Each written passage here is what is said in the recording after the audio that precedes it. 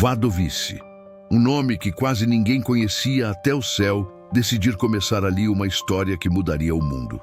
Era 18 de maio de 1920, um dia comum numa vila polonesa, marcada por sinos e colinas. Mas enquanto os campos floriam no final da primavera, o mundo girava já sob as sombras de um século que sangraria sem piedade. Nascia Karol Józef Wojtyła, terceiro filho de um militar silencioso e de uma mãe piedosa. A guerra que antecedera seu nascimento não era apenas externa, seria dentro dele também e moldaria seu destino. Sua casa ficava a poucos metros da igreja. O sino que tocava para a missa era o mesmo que mais tarde choraria seus mortos. O menino Karol cresceu com hóstias e lágrimas, entre latins solenes e os contos piedosos da mãe. Foi batizado na mesma pia batismal, onde décadas depois, João Paulo II retornaria como Papa para agradecer. Aquela pia se tornaria símbolo, porque desde cedo o menino aprendeu que tudo que é grande começa pequeno, que a santidade brota em silêncio, como a água viva que corre nas montanhas, escondida, mas constante. Logo viria a primeira ferida. Aos 8 anos, Karol perde sua mãe, Emília. A morte bateu à porta sem fazer alarde, deixando atrás de si um vazio impossível de preencher. Ela morreu rezando, diria o pai, com os olhos marejados. A ausência da mãe foi a primeira cruz que o menino carregou. E carregou sem reclamar. Não havia gritos. Havia apenas silêncio e oração. Ele a procurava na igreja, na voz do padre, no canto do salmo. Não foi um trauma. Foi um chamado. Aquela lágrima escondida, a de um menino diante de um caixão, talvez tenha sido a primeira oferenda que o céu acolheu. Na escola, Karol já chamava atenção. Não pela força, mas pela bondade. Era o tipo de menino que ajudava os mais fracos, que cedia o lugar, que escutava mais do que falava. Os colegas diziam que ele era diferente, mas não sabiam nomear. Tinha uma maturidade precoce, como se já carregasse um fardo invisível. Começou a se apaixonar por literatura, teatro, futebol, mas em tudo que fazia havia um traço de transcendência. Mesmo no gol, como goleiro, ele era firme, paciente, observador, como se já estivesse treinando para defender um dia o rebanho inteiro da igreja. Na Polônia daquela época, viver era resistir, e crer era um ato de coragem. O pequeno Karol aprendeu isso cedo, mas ninguém imaginava que aquele menino, que tantos chamavam de Lolek, se tornaria a voz da fé em um mundo surdo. Deus já o olhava com ternura e o preparava com rigor, porque quem levaria o peso da igreja precisaria primeiro aprender a carregar o peso da vida. Bem-vindo ao canal Histórias do Sagrado. Aqui, cada palavra é uma vela acesa na escuridão. Cada história é um altar levantado na memória da fé. Se essa jornada tocar sua alma, inscreva-se, curta e compartilhe. E deixe nos comentários o que ela despertou em você, porque há vidas que são mais do que biografias. São sacramentos do tempo, sinais de Deus entre nós. A casa dos Wojtyła em Wadowice era simples, mas impregnada de fé. Um oratório caseiro, uma Bíblia gasta e a imagem de Nossa Senhora pendurada sobre a cama. Karol cresceu aprendendo a rezar com o pai. Um homem de poucas palavras, mas de oração constante. Era ele quem, ao amanhecer, já estava de joelhos. E quando o menino acordava, via aquele homem forte, de farda e joelhos no chão, murmurando ave-marias com lágrimas escondidas. A mãe, Emília, já havia partido. O lar se tornou uma pequena igreja doméstica ferida, onde a dor não calava a fé, apenas a tornava mais íntima. Pouco tempo depois da morte da mãe, o jovem Karol enfrentaria outra perda. Seu irmão Edmund, médico, contraiu escarlatina ao tratar de um paciente pobre e morreu repentinamente. Tinha apenas 26 anos. Era o orgulho da família, o modelo, o futuro, E mais uma vez o silêncio caiu como manto sobre o menino. Não houve revolta, mas um choro contido que descia pela alma e transformava a dor em compaixão. A lágrima que ninguém viu era a mais santa.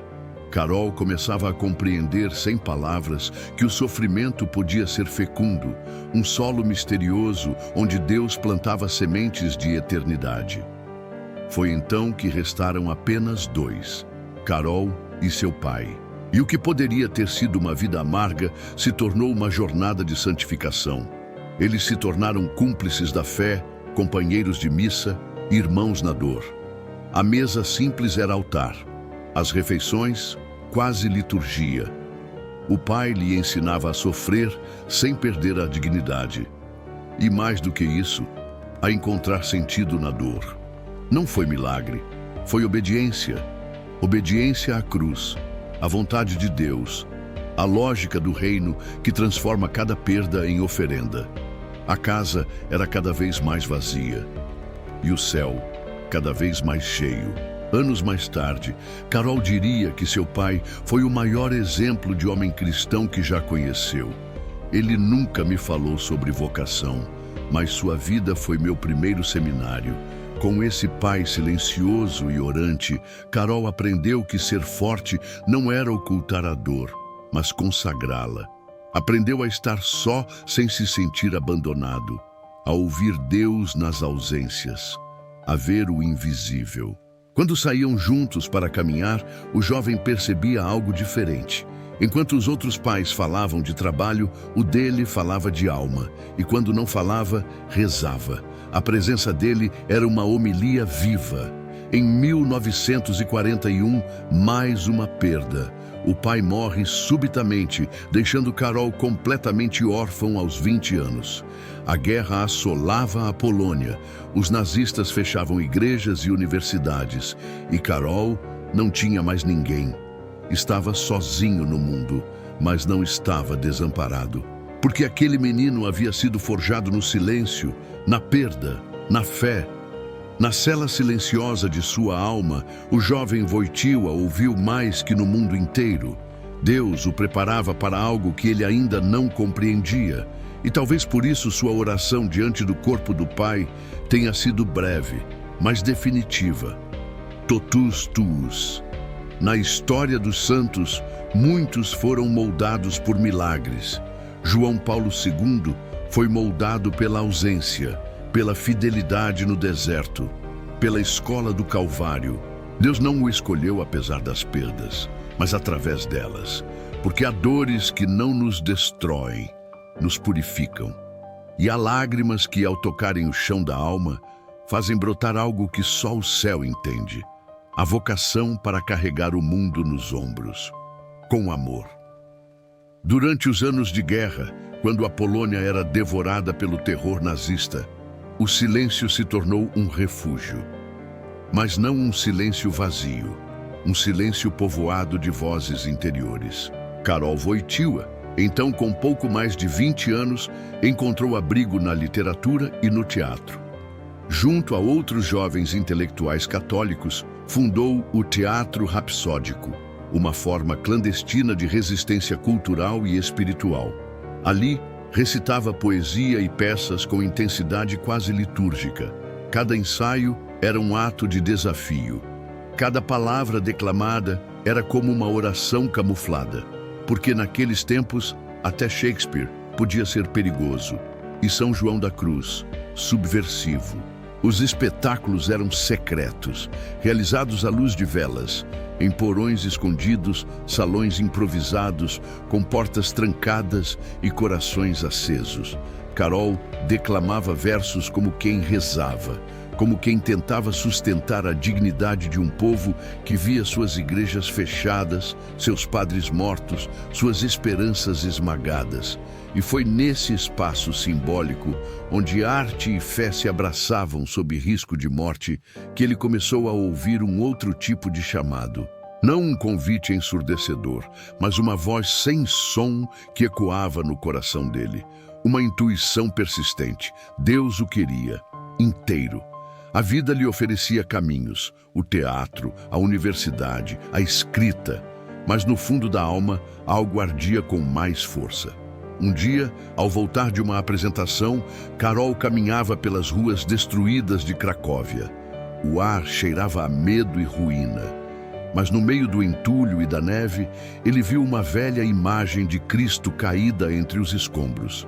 A cabeça inclinada, os olhos fechados, o corpo ferido, e ali, naquele instante breve, algo se quebrou. Ou se completou. O jovem não chorou. Apenas se ajoelhou em silêncio, como se dissesse sem palavras: "Me leva contigo."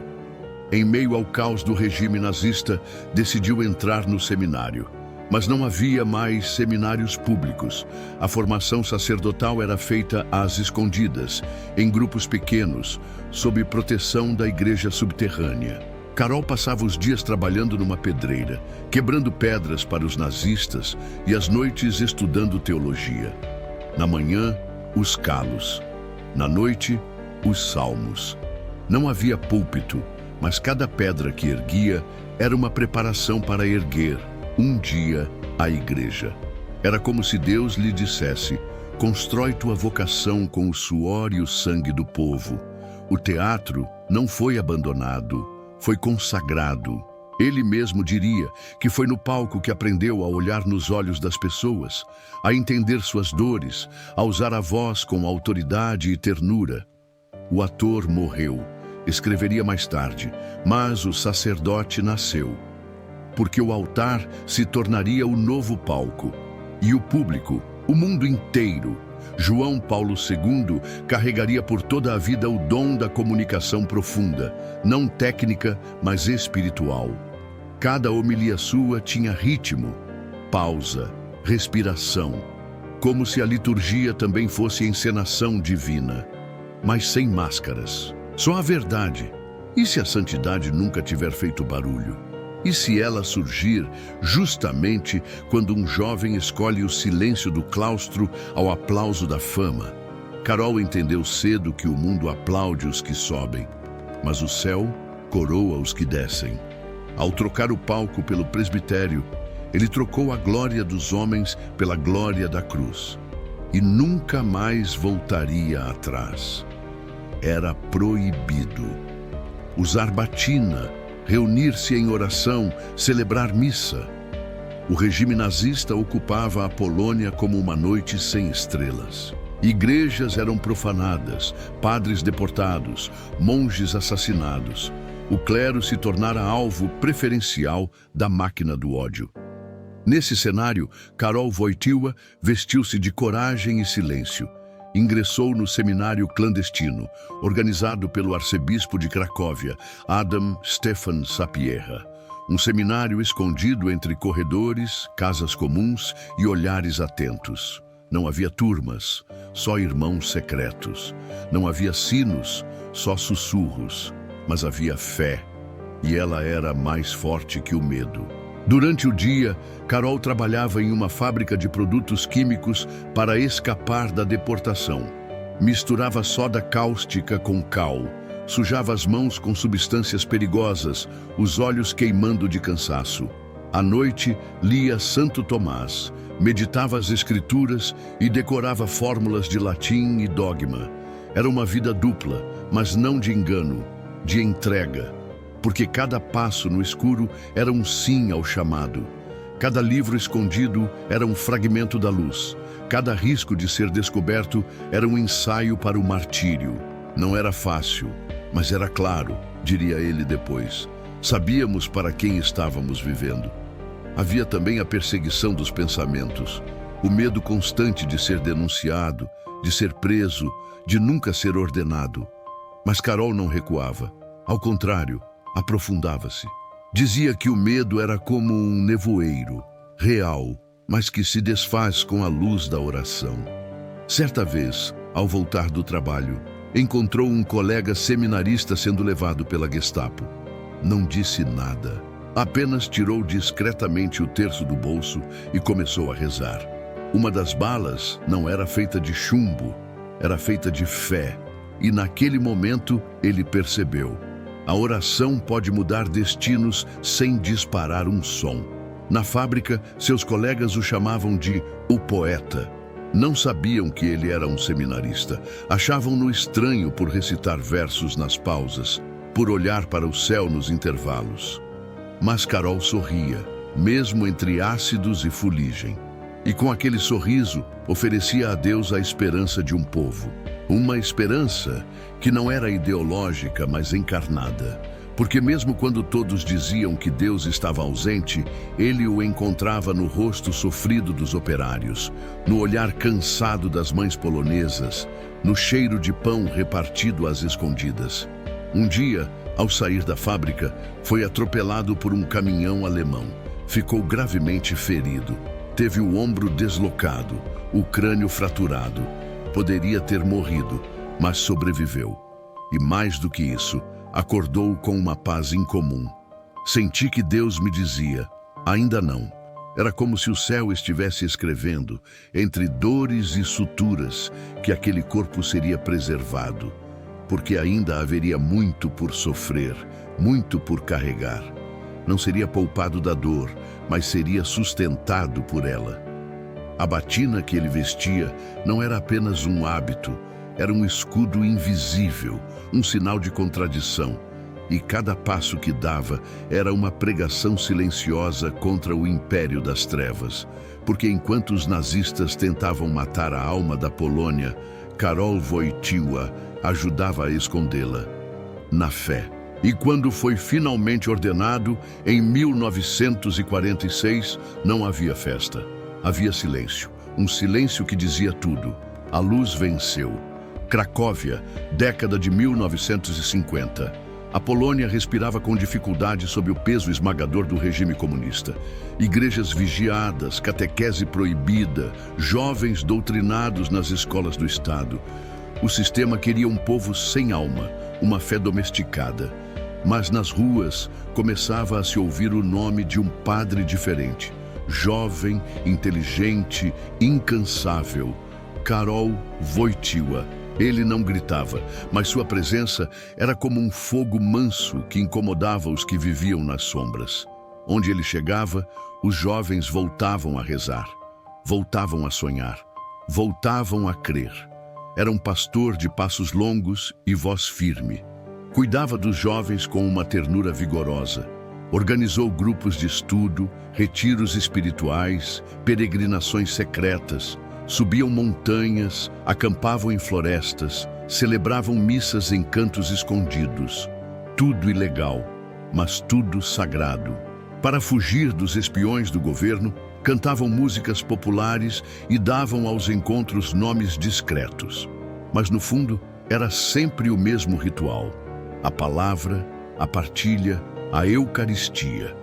Cada missa no meio do mato era uma pequena rebelião do céu contra o inferno do totalitarismo. Não demorou para o regime começar a observá-lo. Dossiês foram criados, grampos instalados, espiões infiltrados. Mas Karol não recuava. Nunca atacava diretamente, mas também nunca se calava. Seu método era outro. Ele tocava os corações um por um, e isso era mais perigoso que qualquer panfleto. Um dia, ao ser seguido por um agente do governo, ele parou, virou-se com serenidade e disse: "Se quiser, venha comigo. Vou confessar." O homem não soube o que responder, porque ali estava alguém que não podia ser vencido pelo medo, alguém cuja liberdade vinha de dentro. Em 1958, com apenas 38 anos, Karol foi nomeado bispo auxiliar de Cracóvia, um dos mais jovens da história da Polônia. Quando chegou à catedral, os mais antigos duvidaram, mas bastou a primeira homilia para entenderem. Havia algo nele que não era dele. Sua autoridade vinha do Espírito. Era um bispo que andava de bicicleta, que entrava nas fábricas, que comia com os pobres. E, ao mesmo tempo, um teólogo profundo, um filósofo enraizado na tradição da igreja. Um homem completo, mas que jamais se esquecia de dobrar os joelhos antes de falar. Como bispo, enfrentou inúmeras tentativas do governo de controlar a igreja. Tentaram impedir a construção de igrejas novas. Tentaram limitar suas pregações. Tentaram silenciá-lo em vão. Certa vez, quando foi negada a licença para erguer um templo num bairro novo, Carol celebrou uma missa ao ar livre, diante de uma cruz improvisada. Milhares se reuniram. Foi um escândalo. Mas ele disse apenas: se não nos deixam construir com pedras, construiremos com almas. Era um bispo que entendia que a igreja verdadeira não tem medo de ser perseguida. Ela floresce no deserto. Seus encontros com jovens tornaram-se símbolo de resistência espiritual. E muitos, que haviam perdido a fé, voltavam transformados. Porque ele não falava de Deus como um conceito, mas como um amigo. Ele os escutava. Ele os compreendia.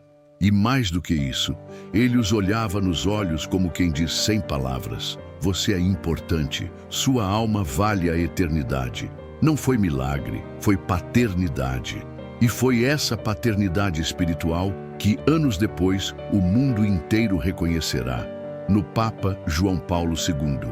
Roma, 16 de outubro de 1978. A Praça de São Pedro estava inquieta, como se o céu inteiro prendesse a respiração.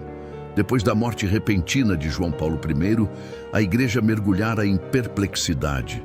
2 conclaves em menos de 2 meses. O mundo esperava um italiano. O Vaticano era italiano há séculos, mas Deus tinha outros planos. E quando o fumo branco subiu, um nome inesperado ecoou das janelas do Vaticano: Karol Wojtyła. Um silêncio de espanto percorreu a multidão. Um cardeal estrangeiro, um polonês, um homem vindo do leste, onde a fé era perseguida. Habemus Papam, Karol Wojtyła. A multidão não compreendeu de imediato, mas então surgiu aquela figura imponente, de rosto firme e olhar suave.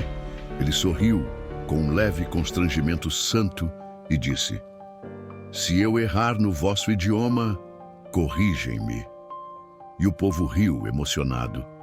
Mas depois veio a frase que rasgou os céus: abri as portas a Cristo, não tenham medo. Não foi apenas um discurso, foi um terremoto espiritual. Aquela voz vinda da Polônia atravessou muros, ideologias e almas. Era como se o Espírito Santo tivesse gritado através dele: estou aqui. Para milhões, aquele momento foi uma epifania. Para o comunismo, um abalo sísmico. Um papa que conhecia o sofrimento do povo, que falava com o sotaque dos perseguidos, que havia rezado no subsolo da resistência, agora ocupava a Cátedra de Pedro. Era o primeiro papa não italiano em mais de 4 séculos. Mas mais do que isso, era um papa que conhecia a cruz não por teologia, mas por experiência. A igreja ganhava um pastor que falava das profundezas, que compreendia o mundo não de cima, mas de dentro. Ao ser conduzido até o trono pontifício, Karol Wojtyła fechou os olhos por um instante. Muitos não perceberam, mas aquele gesto era mais do que cansaço. Era um mergulho interior. Como se dissesse: Senhor, que não seja eu, mas Tu. E ali, diante de cardeais, reis, peregrinos e anônimos, ele consagrou sua missão à Mãe de Deus. Totus tuus, todo teu. Não era um lema bonito, era uma entrega total. Maria seria seu refúgio, sua fortaleza, sua inspiração. A igreja teria um Papa mariano e profético. No primeiro ano de pontificado, João Paulo II começou a mostrar quem ele era. Não um político disfarçado de padre, mas um pai espiritual com coragem de profeta.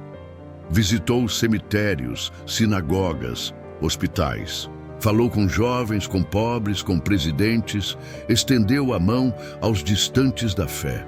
E cada gesto seu parecia reabrir feridas para curá-las. Certa vez, ao visitar um campo de concentração, caiu de joelhos em silêncio. Não disse nada, mas as lágrimas que caíam de seus olhos disseram tudo. O mal não terá a última palavra. A eleição de João Paulo II não foi apenas um evento eclesial, foi um ato divino, uma resposta do céu a um século de trevas. Como se Deus tivesse dito: não esqueci do meu povo. E naquela noite de outubro, em Roma, a cruz que fora carregada às escondidas nos bosques da Polônia foi colocada sobre os ombros de um homem que sorria com dor e fé. O mundo inteiro começava a entender. Um novo tempo havia chegado. E ele usava batina branca. 13 de maio de 1981. A Praça de São Pedro estava cheia de peregrinos.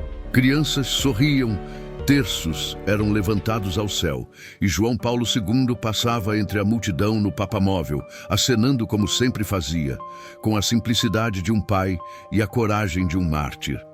Eram 5h17 da tarde. Um disparo, depois outro. A praça silenciou em terror. O corpo do Papa tombou. Sangue na batina branca, gritos, correria. E o mundo inteiro pareceu parar, como se o tempo tivesse segurado o fôlego diante de um mistério. As balas atravessaram o abdômen e a mão do pontífice. Uma delas passou a poucos milímetros da artéria principal. Ele foi levado ao Hospital Gemelli em estado gravíssimo. Enquanto era operado por mais de 5 horas, a igreja rezava. Nas casas, nas igrejas, nos corações, uma súplica uníssona subia ao céu. Salva o Papa. Na sala de cirurgia, ele entregava sua dor. Mais tarde diria: naquele momento eu me ofereci, como Cristo se ofereceu. Mas algo sobrenatural estava acontecendo ali. Não era apenas resistência física, era proteção espiritual. A bala entrou, mas a missão não saiu. No dia seguinte, o mundo soube que o atentado ocorrera exatamente na festa de Nossa Senhora de Fátima. O Papa imediatamente fez a conexão. Aquilo não era coincidência, era sinal. Foi uma mão que atirou, mas outra mão que guiou a bala. Essa frase se tornaria um dos mistérios mais profundos do seu pontificado. A Virgem de Fátima, que havia profetizado sofrimento, perseguição e mártires, agora aparecia como mãe intercessora que salvara o Papa da morte.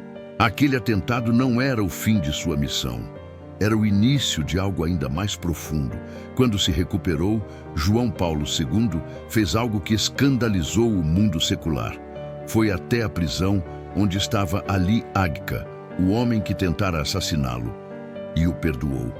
Sentou-se com ele, olhou nos olhos do seu algoz, falou baixo, rezou por ele.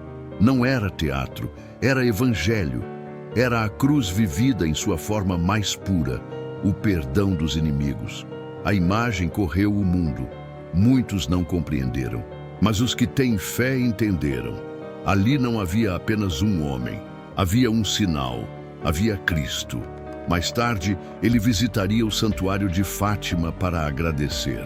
Levou consigo a bala retirada de seu corpo e pediu que fosse colocada na coroa da imagem da Virgem. Hoje, essa bala está lá, não como troféu, mas como oferenda, como testemunho de que a dor pode ser redimida, de que o mal pode ferir, mas não vencer.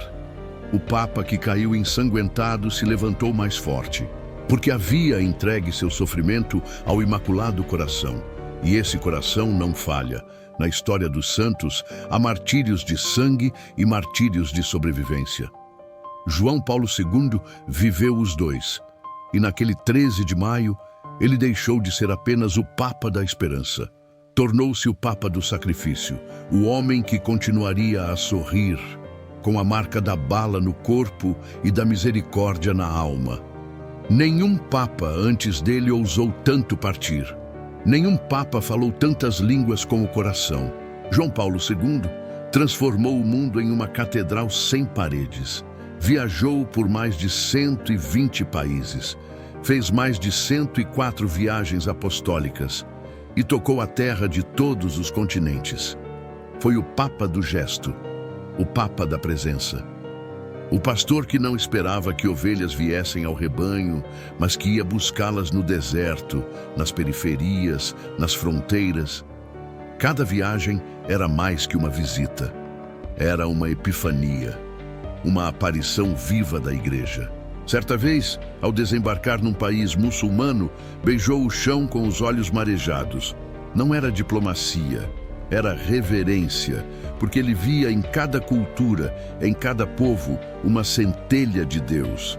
Era capaz de encontrar sinais do sagrado no olhar de um indígena, no canto de um jovem africano, no sofrimento de uma mãe asiática.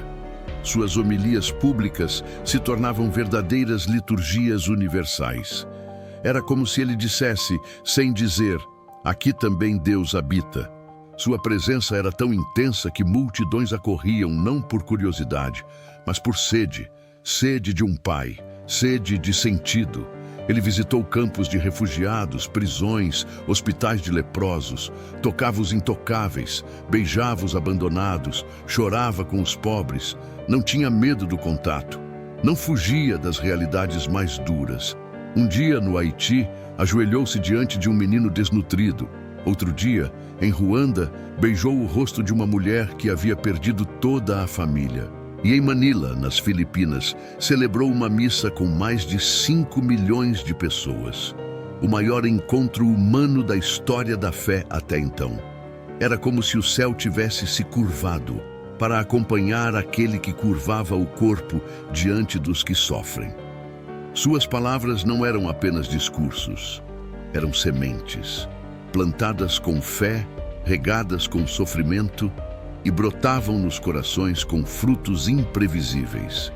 Em Cuba, falou de liberdade com respeito. Nos Estados Unidos, falou de dignidade humana com firmeza. Em países destruídos pela guerra, falava da paz com lágrimas nos olhos. Ele era escutado por reis e por crianças, porque sua autoridade vinha da cruz. Não era política, era espiritual. E por isso, atravessava as barreiras do tempo, da língua, da ideologia. Onde quer que fosse, levava consigo a presença de Cristo e da Mãe de Cristo. Os jovens o seguiam com uma paixão que poucos compreendiam. Em seus encontros mundiais da juventude, as famosas JMJ, ele transformava cidades em retiros a céu aberto. Milhões se ajoelhavam diante do Santíssimo Sacramento, guiados por aquele ancião que, mesmo com voz cansada, fazia o coração arder.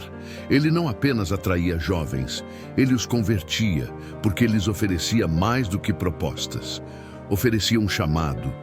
Não tenham medo de ser santos, gritava ele em meio às palmas, e milhares ouvindo aquele grito diziam, é possível, porque ele vive isso. João Paulo II não era um peregrino por escolha, era por vocação. Sua alma inquieta sabia que o amor não espera. O amor vai. E por isso, enquanto pôde caminhar, caminhou. Quando não pôde mais andar, foi empurrado. Quando não pôde mais falar, sua presença ainda pregava. Porque o mundo inteiro sabia, onde ele estava também um pedaço do céu. João Paulo II canonizou mais santos do que todos os seus predecessores juntos. Mas suas canonizações não eram mera estatística. Eram faróis acesos num mundo escurecido. Ele procurava a santidade nas margens, nos gestos ocultos, nas histórias desprezadas. Canonizou mães de família, jovens discretos, mártires de regimes ateus, religiosos escondidos em conventos silenciosos, porque ele sabia que a santidade não é espetáculo, é fidelidade, é responder ao chamado de Deus mesmo quando ninguém aplaude. E ele, como um bom jardineiro do reino, colheu flores que o mundo não via, mas que o céu jamais esqueceu. Entre todos os santos que promoveu, um nome se tornou centro espiritual de seu pontificado: Santa Faustina Kowalska, apóstola da Divina Misericórdia. Quando ainda era bispo na Polônia, Karol Wojtyła visitava frequentemente o túmulo de Faustina. Lia seus escritos com reverência, mesmo quando a igreja ainda hesitava em reconhecê-los. Mas ele sabia que aquela freira simples havia recebido uma mensagem urgente para um mundo ferido. Jesus não desistiu da humanidade. Jesus, eu confio em vós. Esta frase se tornaria o eixo de sua missão. Ele não apenas a acreditava, ele a vivia. No ano 2000, ao canonizar Santa Faustina, João Paulo II instituiu o Domingo da Divina Misericórdia para toda a Igreja. Um gesto profético, um novo tempo espiritual. Ele via que o mundo, mesmo após 2 guerras mundiais, não havia aprendido a perdoar. E por isso, a única resposta possível seria a misericórdia. A misericórdia que desarma, que cura, que reconstrói. Em suas homilias, ele repetia com insistência quase desesperada: a misericórdia é o limite que Deus impôs ao mal. E os corações endurecidos começavam a amolecer. Não foi milagre, foi insistência do céu através de um homem. Com os jovens, João Paulo II era um mistério e uma atração irresistível. Um papa idoso, muitas vezes já doente, com um discurso exigente, mas que arrastava multidões de adolescentes e universitários. Ele não oferecia promessas vazias, oferecia cruz, entrega, verdade. E os jovens o seguiam, porque ele os olhava com verdade, não os adulava. Chamava-os à santidade, à grandeza da alma, à coragem de viver o Evangelho num mundo que zombava de Deus. Cada Jornada Mundial da Juventude era um Pentecostes silencioso. E ele, um novo Pedro, reerguendo a igreja com o entusiasmo dos que ainda têm sede. Nas praças lotadas ele dizia: não tenham medo de ser santos. Nas vigílias de oração, ele se emocionava com o silêncio de milhões de jovens ajoelhados. Ele via neles mais do que energia, via vocações. E muitos, de fato, ali escutaram o chamado ao sacerdócio, à vida consagrada, à família santa. O que os atraía? O olhar. O olhar de um pai que sabia o que era sofrer, mas que nunca deixou de crer. Porque João Paulo II era, antes de tudo isso, um pai. E sua paternidade espiritual não morreu com ele. Ela continua ecoando em cada coração que se deixou tocar. Na teologia da Igreja, poucos compreenderam como ele. A misericórdia não é o oposto da justiça, é a plenitude dela.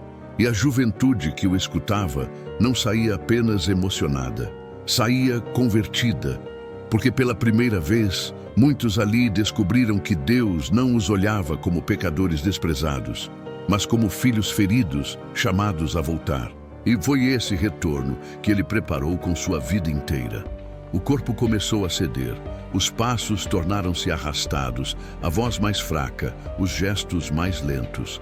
A doença de Parkinson avançava silenciosa, minando os músculos, afetando a fala, dificultando os movimentos. Mas João Paulo II nunca pensou em se esconder, nunca pensou em renunciar, porque ele compreendia que sua dor não era um obstáculo à missão, era parte dela. O mundo moderno, que idolatra juventude e performance, agora via um homem velho, doente, limitado, mas que irradiava uma força que não vinha do físico, mas do espírito. As aparições públicas tornaram-se mais sofridas, mas era justamente esse sofrimento exposto que tocava os corações. Quando subia os degraus do altar com dificuldade, multidões choravam. Quando demorava a terminar uma frase, o silêncio da praça se tornava oração. Em cada tremor da mão, havia uma homilia silenciosa. E o mundo, acostumado a desprezar a fragilidade, começava a ver a dignidade do sofrimento redentor. Não era piedade, era reverência. Era como se Cristo, do alto da cruz, dissesse de novo: olha tua mãe, olha teu filho. E agora dizia: olha teu Papa, ele está crucificado comigo. A cruz não era simbólica, era visível, e ele a carregava em público. Recusou-se a deixar de celebrar a via sacra do Coliseu, mesmo quando não podia mais caminhar. Sentado com o rosto contraído pela dor, segurava o crucifixo com ambas as mãos trêmulas. E chorava, mas não por si. Chorava pelo mundo, pelos doentes, pelos jovens perdidos, pelos que não sabiam mais rezar. Era a dor de quem ama, e quem ama de verdade não foge da cruz, permanece nela. João Paulo II viveu a paixão, em praça pública, sem esconder a coroa de espinhos. Muitos esperavam que ele renunciasse, que passasse o báculo a outro, mas ele dizia: Cristo não desceu da cruz. E essa resposta, dita com os olhos, com a presença, com o silêncio sofrido, converteu multidões. Porque ele ensinou algo que o mundo havia esquecido: sofrer não é fracassar, é oferecer. Ele oferecia cada tremor, cada falha na voz, cada noite sem dormir, pela igreja, pelos fiéis, pelos que sofrem em silêncio.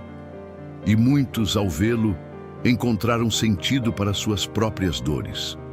Porque se o Papa sofria com dignidade, então a dor também podia ser sagrada. Em seus últimos anos, as janelas do Vaticano tornaram-se púlpito e altar.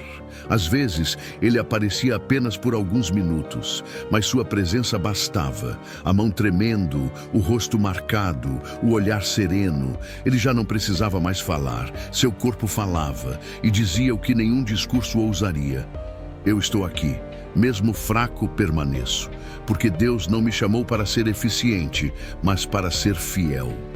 E essa fidelidade, vivida até os últimos fios de voz, se tornaria sua herança mais alta. No mundo da velocidade, ele ofereceu lentidão. No tempo da negação da morte, ele ofereceu esperança além dela. No palco dos poderosos, ele apareceu como servo ferido. E justamente por isso, se tornou imagem viva do crucificado. Era 2 de abril de 2005. Um sábado à noite. A cidade eterna mergulhava num silêncio que nem as basílicas podiam conter. Nas ruas de Roma, nas praças do mundo, nos lares simples dos fiéis, uma única vela ardia. A presença de João Paulo II entre nós estava prestes a se apagar, mas sua luz começava a se espalhar de maneira definitiva. Ele havia pedido que o deixassem na janela do Vaticano, mesmo em agonia. Não queria morrer escondido, queria morrer visível. Como viveu, com o povo, para o povo, diante de Deus. Durante os últimos dias, não conseguia mais falar, mas continuava abençoando com a mão trêmula, olhando com ternura os que se aproximavam. Sua respiração era entrecortada. Mas os que estavam ao seu lado disseram que pouco antes de partir, murmurou algo quase imperceptível: Deixem-me ir à casa do Pai. E foi. Às 21h37, com o canto da Ave Maria sendo entoado por milhares de jovens na Praça de São Pedro, sua alma foi acolhida. A notícia correu o mundo como um vento sacro. O Papa morreu.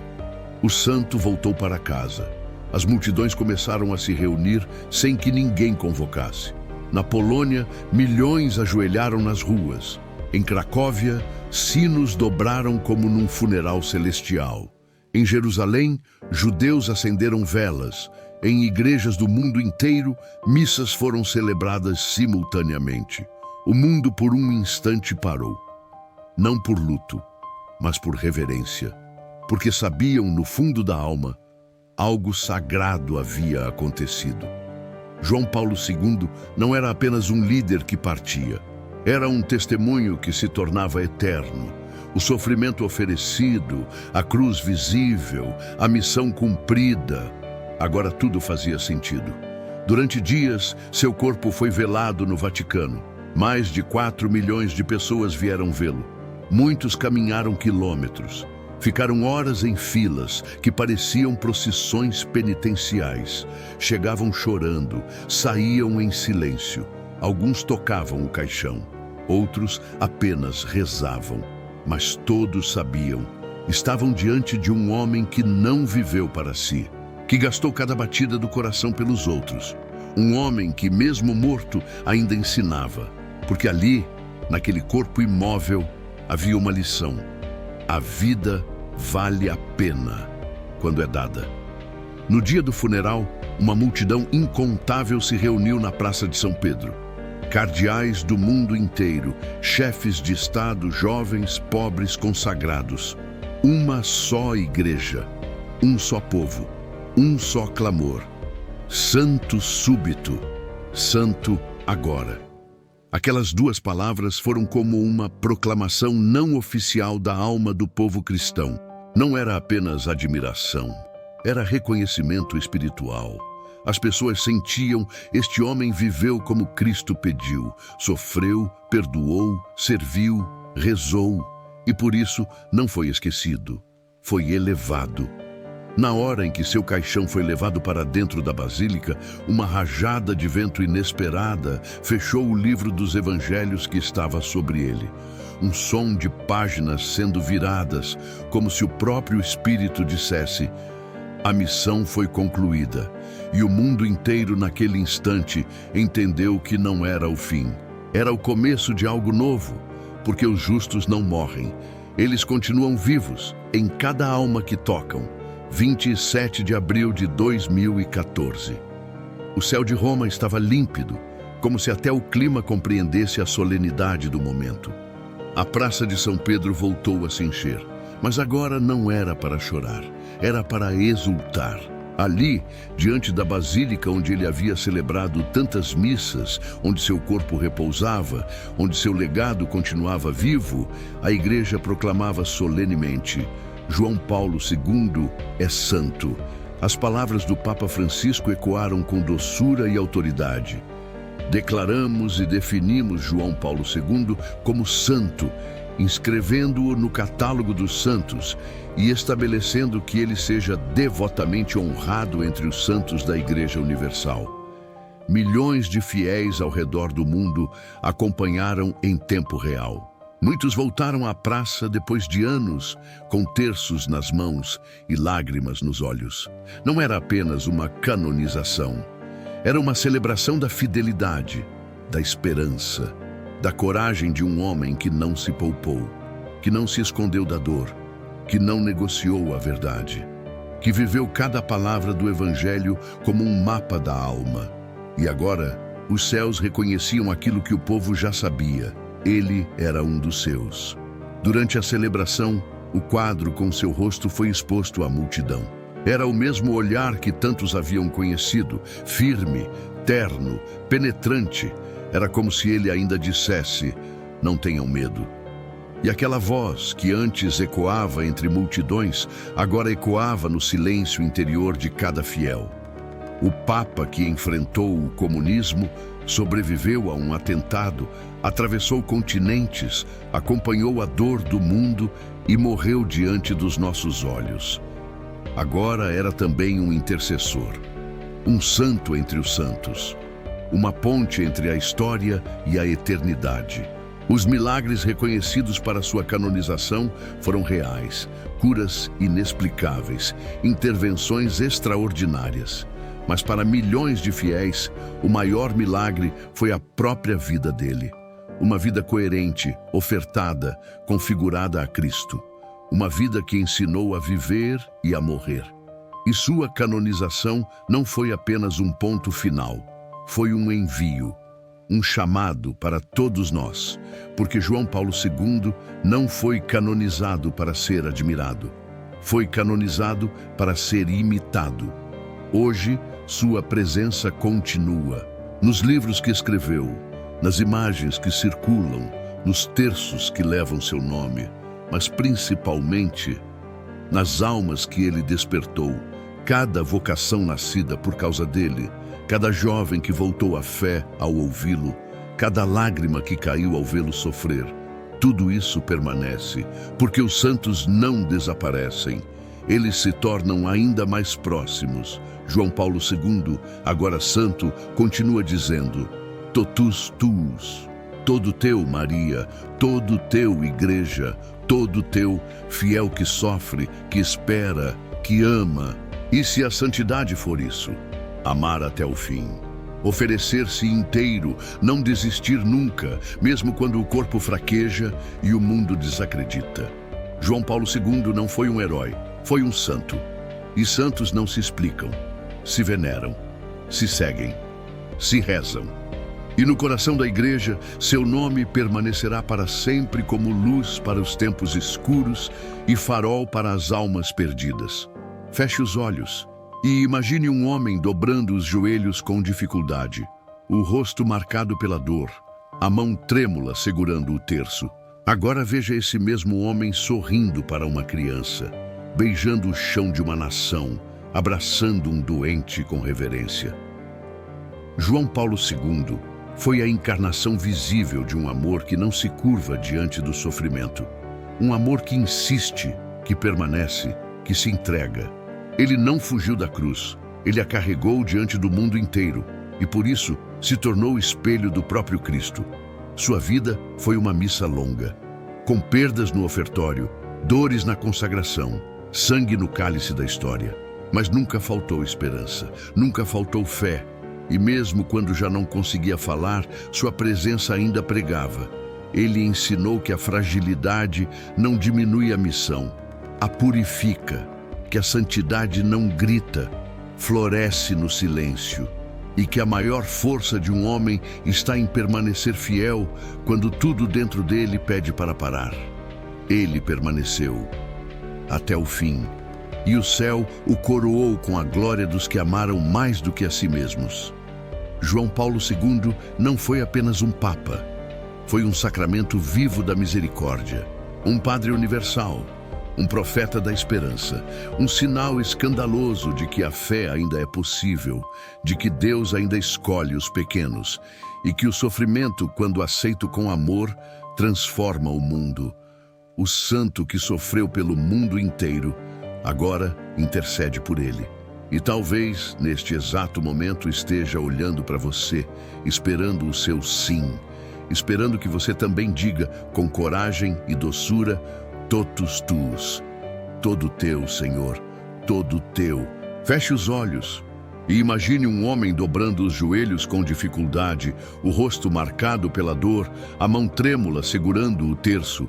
Agora veja esse mesmo homem sorrindo para uma criança, beijando o chão de uma nação, abraçando um doente com reverência.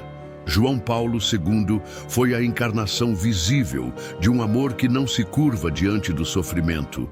Um amor que insiste, que permanece, que se entrega. Ele não fugiu da cruz. Ele a carregou diante do mundo inteiro e, por isso, se tornou espelho do próprio Cristo. Sua vida foi uma missa longa, com perdas no ofertório, dores na consagração, sangue no cálice da história. Mas nunca faltou esperança, nunca faltou fé. E mesmo quando já não conseguia falar, sua presença ainda pregava. Ele ensinou que a fragilidade não diminui a missão, a purifica, que a santidade não grita, floresce no silêncio, e que a maior força de um homem está em permanecer fiel quando tudo dentro dele pede para parar. Ele permaneceu até o fim, e o céu o coroou com a glória dos que amaram mais do que a si mesmos. João Paulo II não foi apenas um papa, foi um sacramento vivo da misericórdia, um padre universal, um profeta da esperança, um sinal escandaloso de que a fé ainda é possível, de que Deus ainda escolhe os pequenos e que o sofrimento, quando aceito com amor, transforma o mundo.